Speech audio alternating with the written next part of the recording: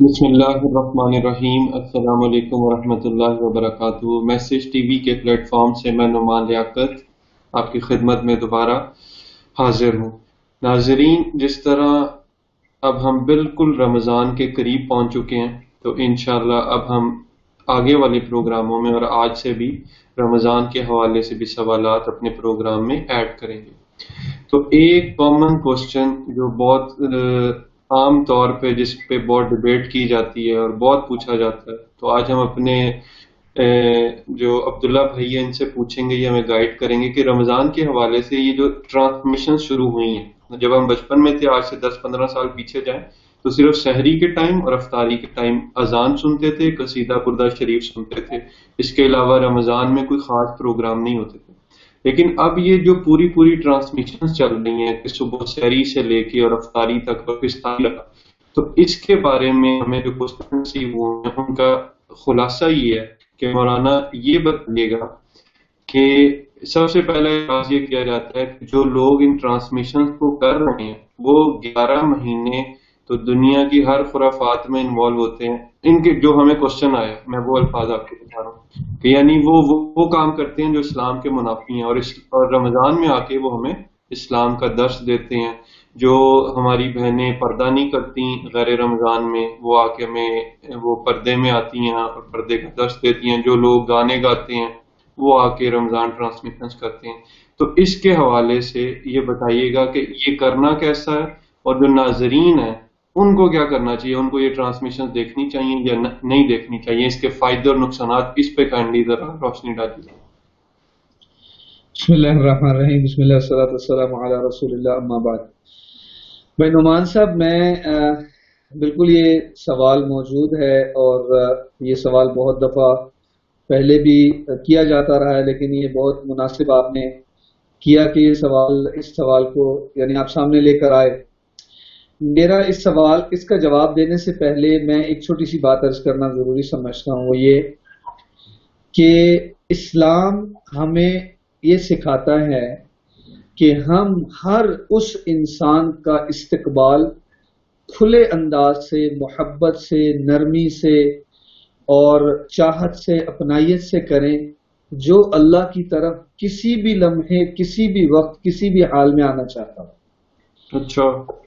رجوع اللہ، توبہ کا دروازہ دیکھیں۔ نبی کریم صلی اللہ علیہ وسلم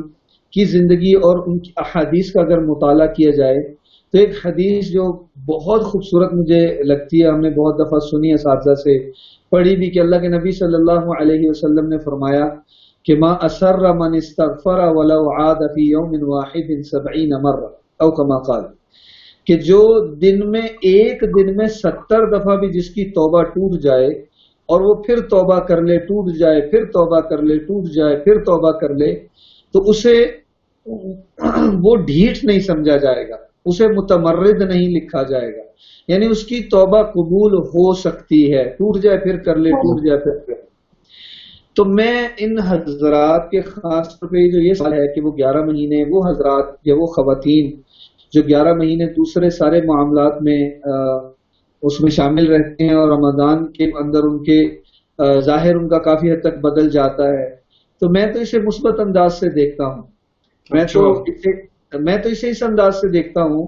کہ الحمدللہ، یا اللہ تیرا شکر ہے کہ ابھی اتنا اسلام باقی ہے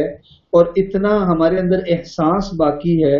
کہ رمضان کا احترام، کچھ لوگ اگر اسے بناوٹی کہیں، کسی بھی انداز میں صحیح احترام باقی ہے، رمضان کے ساتھ تعلق باقی ہے، اسلام کے ساتھ تعلق باقی ہے، جتنے بھی کمزور صحیح، لیکن جب رمضان آتا ہے تو سروں پہ جب دوپٹہ آتا ہے نا، تو آپ یقین کریں، مجھے تو یہ احساس ہوتا ہے کہ یا اللہ تیرا شکر ہے، رمضان آیا تو لوگوں نے دوپٹہ تو لیا ہے۔ اب تو دیکھیں سر ڈھانپنے کا رواج ہی ختم ہو گیا، مردوں میں تو ختم ہوا سو ہوا، عورتوں میں بھی جا چکا ہے نا، عورتوں کا بھی سر ڈھانپنے کا تو رواج ہی نہیں ہے۔ تو اگر رمضان میں بھی کوئی معذرت چاہتا ہوں، رمضان میں اگر کوئی اپنا سر ڈھانپ رہی ہیں خاتون، تو وہ مجھے تو اس اعتبار سے دیکھتا ہوں کہ یا اللہ تیرا شکر ہے۔ اور پھر مجھے یہ بات یاد آتی ہے کہ میں نے مطالعہ میں جب ہم تفسیر پڑھ رہے تھے، یا تفسیر کا یہ نظر سے گزرا میرا موسیٰ علیہ السلام کا واقعہ، وہ جو جادوگروں کے ساتھ ایک واقعہ ہے موسیٰ علیہ السلام کا جو مقابلہ ہوا اور بلایا گیا ایک میدان میں، تو پھر بعد میں اللہ رب العزت نے ان جادوگروں کو جو مقابلے میں کھڑے ہوئے انہیں ہدایت عطا فرمائی. تو کتابوں میں یہ لکھا ہے کہ اس ہدایت میں، ان کے اس ہدایت ملنے میں ایک سبب یہ بھی ہے کہ انہوں نے اپنا ظاہر سارے کا سارا موسیٰ علیہ السلام جیسا بنایا ہوا تھا. علماء نے لکھا ہے کہ اللہ کو یہ ادا اتنی پسند آئی کہ اللہ رب العزت نے انہیں ہدایت دی. وہ ان کی نقل اتاری، نبی کی نقل اتاری. اور پھر میں ان لوگوں سے میں سوال کرتا ہوں جو لوگ یہ اعتراض کرتے ہیں کہ یہ رمضان میں دیندار بن جاتے ہیں، رمضان میں مسلمان بن جاتے ہیں، رمضان میں اسکالر بن جاتے ہیں، رمضان میں یہ ہو جاتا ہے وہ ہو جاتا ہے، باقی دنوں میں بھئی اگر کوئی مسجد میں جا رہا ہے تو وضو کر کے جا رہا ہے، سر پہ ٹوپی رکھ کے جا رہا ہے، تو کیا آپ یہ چاہتے ہیں جیسے وہ باہر ٹوپی نہیں رکھی اگر ننگے سر پھر رہا ہے تو کیا مسجد میں بھی ننگے سر ہی چلا جائے؟ باہر اگر کسی نے اپنے آپ کو، ہماری بہن نے نہیں ڈھانپا ہوا، مسجد آئی ہے اور وہ رمضان کا مہینہ شروع ہوا، برکتیں شروع ہوئیں، رحمتیں شروع ہوئیں، تو اس نے اپنے آپ کو ڈھانپ لیا، تو ہو سکتا ہے اللہ کو، دل کا حال تو اللہ ہی جانتا ہے. بھائی ہم کسی کے دل پہ کیوں اعتراض کریں؟ ہم کسی کے دل پہ کیوں اعتراض کریں؟ اور مجھے جو سب سے بڑی بات یہ ہے کہ پتہ نہیں اللہ کو یہی ادا پسند آ جائے. ہو سکتا ہے اللہ کو یہی ادا ان کی پسند ہو اور اللہ اسی پہ معاف فرما دے، اللہ اس پر ہدایت دے دے. اللہ تو اتنا رحیم اور کریم ہے. ہمارے اندر اصل میں منفی جذبہ اتنا زیادہ ہو چکا ہے کہ ہم کسی کے، ہو سکتا ہے خیر کی نیت سے کریں، اور لوگ یہ کہتے ہیں کہ جی یہ کاروباری ہیں، یہ کاروبار ہے، یہ سارا پیسہ کمانا. میں ٹرانسمیشن کی بات ابھی نہیں کر رہا ہوں، میں ان پروگراموں کی بات نہیں کر رہا ہوں، میں صرف ان حضرات، خواتین و حضرات کی بات کر رہا ہوں جو مختلف میڈیا چینلز پہ یہ پروگرام کرتے ہیں. اس میں ہماری بہنیں بھی شامل ہیں، اس میں ہمارے بھائی بھی شامل ہیں. تو میں انہیں مثبت نظر سے دیکھتا ہوں، میں ان کے لیے دعائیں کرتا ہوں کہ یا اللہ اس رمضان میں اگر انہوں نے شکل ہی بنائی ہے، شباہت ہی بنائی ہے، ظاہر ہی بنایا ہے، تو یا اللہ تو ان کے باطن کو بھی بدل دے. یا اللہ انہوں نے ظاہر تیری خوشی والا بنایا ہے،